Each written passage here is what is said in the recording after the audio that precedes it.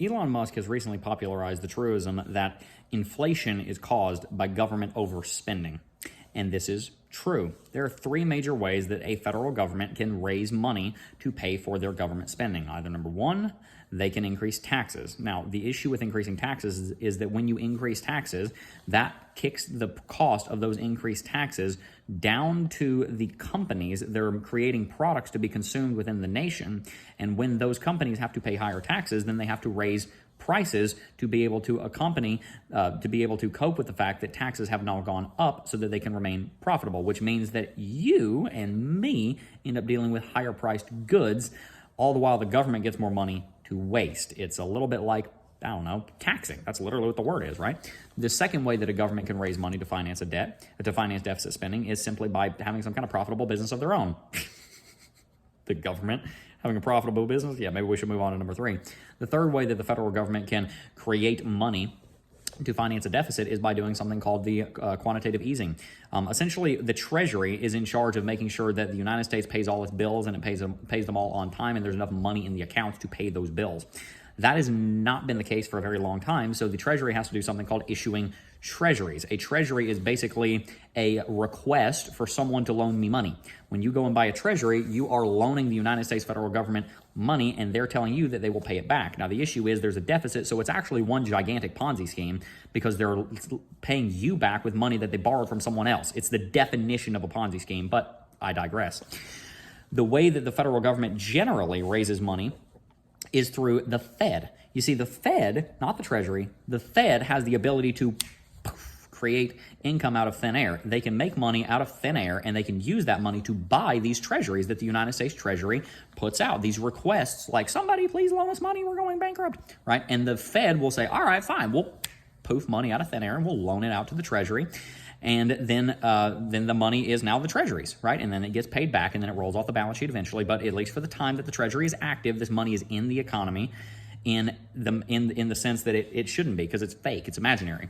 The other way that the government does this is the United States Federal Reserve will purchase something called a mortgage-backed security, which is a securitized exchange-traded product which compartmentalizes, it packages a bunch of different mortgages on homes, and those mortgages are packed together into one exchange-traded product that then the Federal Reserve will come in and purchase with this imaginary money, which will then put money in the pockets of the bankers that created the product, and then the bankers have more money, which is why we have giant banks. Thank you, Federal Reserve. Good job. All these bankers are rich because you made imaginary play money. We've got monopoly money flowing around in our economy, and we didn't even realize it. And so then that puts more money into the economy, which dilutes the United States dollar. By increasing the supply, the demand stays about the same. Then you see the inflation of the dollar. So you have supply side and demand side inflation. There's too much dollar when you do quantitative easing, and then demand side inflation. You have the same thing happen when people are demanding higher higher cost for their goods and services because they have to pay more in taxes. So government over expenditure leads to inflation on both sides, supply side and demand side. The supply of the dollars in the market goes up, and the demand for dollars by the government goes up as well, which sucks the life out of the United States economy whenever there's a deficit. Why does this have anything to do with Bitcoin? A couple of reasons. Main reason is because people are waking up to just how big of a deal this is. People are waking up to just how big of an issue it is that the United States federal government cannot manage money better than a 3-year-old can manage their toys. We've got a couple of reports coming out recently. The Department of Government Efficiency has already reportedly saved the United States taxpayers over $1 billion per day.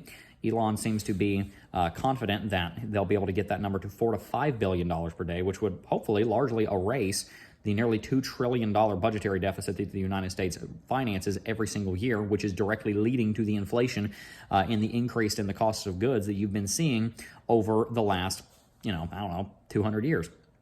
The second thing that has been very interesting is Elon also reported late last night that at the Treasury, there are certain officers. They are called approval officers. They are payment approval officers is their technical term. These are the officers that have to approve a payment coming from the Treasury going anywhere, whether that's a VA benefit or whether it's money going to Somalia to some crook in a cave somewhere with an RPG.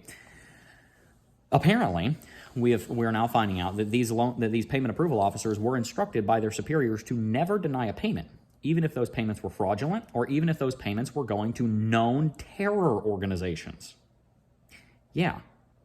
So Basically, in their entire career, they have never denied a single payment, even if it was a fraudulent payment or going to terror operations. So we've got a couple of issues. The main issue is that there is so much waste and so much inefficiency in the United States government that it leads to a massive deficit, which then leads to the inflation of your currency and is being passed off to you as a necessary, 2% inflation is necessary because you've got to expand the currency base as the population of the United States grows and as the United States economy grows. There's this myth going around that you've got to have, it's not going around, it's institutionalized in modern economics teaching, that you've got to have 2% inflation of the United States dollar to allow for and keep up with 2% GDP growth. And it's nonsense. It is a cover-up to cover up the inefficiency in government. Now, again, why does this matter for Bitcoin? The reason this matters for Bitcoin is people are starting to wake up and smell the roses, and they're realizing a couple of things. The first thing that they're realizing is that no matter how good of a job Donald Trump does, no matter how good of a job Elon and Vivek do, this is probably something that we're going to have to deal with forever.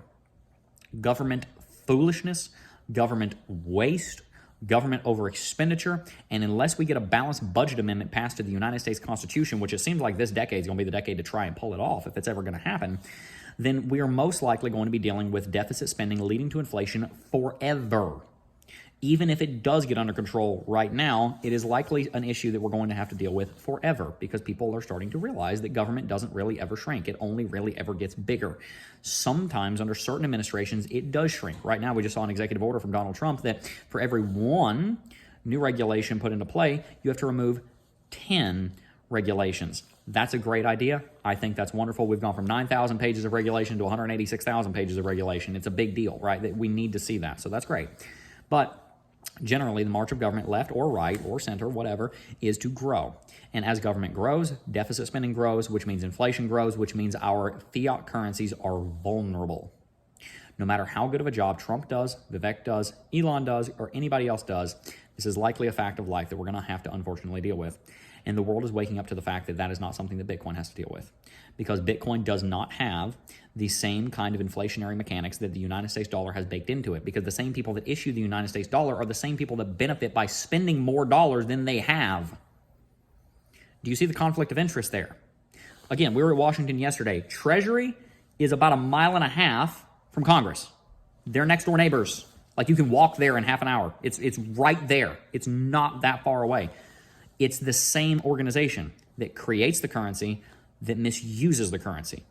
If you had a credit card with no limit and there was never going to be a time that you were going to have to pay the money back, then you basically have an infinite money glitch. That's essentially what the United States federal government has created, an infinite money glitch, where they're not going to have to worry about the consequences of their actions until after they're out of office. Again, this is not something that Bitcoin deals with. So right now, Bitcoin's dropping below $100,000. I'm so happy about that. I'm so freaking excited about that because there are two people that are dropping Bitcoin below $100,000 right now, and you might be one of them. The first group of people that are dropping Bitcoin below $100,000 are banks and organizations and institutions and governments that understand everything I just said. Fiat currencies are fundamentally broken. The only way that you can preserve wealth into the future and have an actual store value currency is by having a currency that is not controlled by a central government. You cannot have a centralized currency that stores value into the long-term distant future. There's a conflict of interest there because the same central party that created the currency is the same central party that will use the currency to their benefit because we live in a fallen, sinful world and people are greedy and prideful and care more about what they can do for themselves and what they can do for the now rather than what they can do for other people and what they can do for the future. You will never have a fiat currency that is controlled 100% by, or even to any degree, by a central government that will hold value into the distant future. It's not possible. The only thing that holds value over extremely long periods of time are commodities. Gold is valuable today the same way it was valuable 6,000 years ago. Corn is valuable today the same thing as it was 6,000 years ago. Land is valuable today the same thing as it was 6,000 years ago. There's not a single fiat currency from over 200, 300, 400 years ago that is still valuable today because it doesn't work that way. And so when you run into this fact, people realize the only way that I can store wealth into the long-term distant future is by investing in a commodity that acts a lot more like a force of nature than like a fiat currency created by man. And that is why the governments of the world are right now probably, I don't have any proof of this, but it would make sense, suppressing the price of Bitcoin. Institutions and powerful players understand that Bitcoin is going to perform extremely well because it was built like a force of nature. It was built to be more like gold than Bitcoin, than the dollar. It was built to be more like a commodity, more like a naturally occurring resource like oil or natural gas or land or water or sulfur, I don't know, you name it, than a fiat currency. And so they are likely suppressing the price of Bitcoin right now so they can buy more. There's a second camp of people that are selling right now that are causing Bitcoin to drop below 100,000. And those are the noobs in the cryptocurrency space that don't understand anything that I just said. And you might be one of them. You might be one of the people that are freaking out saying, oh my gosh, Bitcoin's going to die. Oh my gosh, Bitcoin this. Oh my gosh, it was a fad. It was tried. We tried it. It didn't work. Oh no, it topped out at 100,000. It went to 109. The day's over. You might be one of the people right now that are writing the Bitcoin obituary in your heart. And you're wrong. The same way you've been wrong for the last 10 years if you've been doing that. And the same way that if you hadn't have done that and you had just understood the way that Bitcoin operates and the way that it clicks into the human experience, the human desire to be sovereign over their wealth, you would understand that there's fundamentally something fundamentally different about Bitcoin than any other currency in the world. And you would understand that a dip below $100,000 is actually not a curse, it is a blessing. Michael Saylor is sitting on $584 million of dry powder right now. He's probably going to be buying in the next few days down here at $98,000 to $99,000. I am too. Now, obviously, I don't have $584 million, but I am buying a considerable amount of Bitcoin for what we have down here. And I think that you should be also. We buy Bitcoin, we hold it for the long-term distant future, and the reason we do this is because of everything I just said. The world is fundamentally changing, and it's fundamentally changing in the main way that people see now just how corrupt government is. That doesn't necessarily mean that government's not going to go back towards corruption after the end of this administration. It's not to say that there's not going to be corruption inside of this administration. But what we do have that we didn't have even just 2 weeks ago is a far better understanding of just how thoroughly the corruption runs in government. And I think we also have, where we may have hope for the next 4 years, I think we also have a bit more of an understanding that is unfortunately something that we're probably going to have to deal with forever, which means the best option is to opt out entirely and to invest in Bitcoin. If you've not already, I highly encourage you to do so. If you want to learn more about how to build wealth and manage it, then make sure to sign up for the Financial Sovereignty Academy with the link in the description box down below. It's $99 a year, and I'm going to teach you everything that you need to know about succeeding with money from everything that I have learned over the last nearly decade working here in Bitcoin, watching Bitcoin going from $2,900 up to $109,000 over these last 7.5 years. Enjoy today's video, hit the like button, subscribe to the channel, stay tuned for more content. Peace.